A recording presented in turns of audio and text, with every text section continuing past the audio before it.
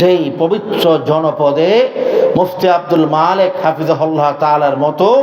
মকবুল বুজুর্গ তৈরি হয়, সেই পবিত্র জমিনকে আমি স্পর্শ করতে এসেছি, সেই পবিত্র জমিনের সুঘ্রাণ নিতে এসেছি, সেই পবিত্র জমিনের সুবাস নিতে এসেছি। যেই দিন মাদ্রাসা থেকে মুফতি আব্দুল মালিক হাফিজাহুল্লাহর মতো জাতীয় খতিব সৃষ্টি হয়, যেই বাণী থেকে মুফতি আব্দুল মালিক হাফিজাহুল্লাহর মতো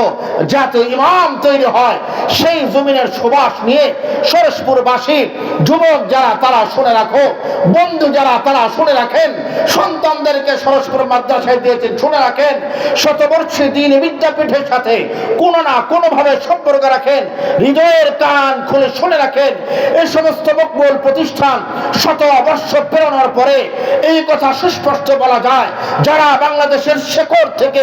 ইসলামকে নিশ্চিহ্ন করতে চায়, বাংলাদেশের আকাশ থেকে ইসলামকে সরিয়ে দিতে চায়, বাংলার জমিন থেকে ফু দিয়ে ইসলামকে নিভাই দিতে যায়, তোমরা সাক্ষী থাকো। সরসপুরের মতো মাদ্রাসা আল্লাহর জমিনে থাকতে, মুফতি আব্দুল মালিক হাফিজাহুল্লাহর মতো উলামারা থাকতে, কওমিরা থাকতে, তাওহীদের জনতা থাকতে, বাংলার জমিনে তসলিমা নাসরিন আবুল সরকারের মতো নাস্তিকরা মাথা উঁচু করে দাঁড়াতে পারবে না।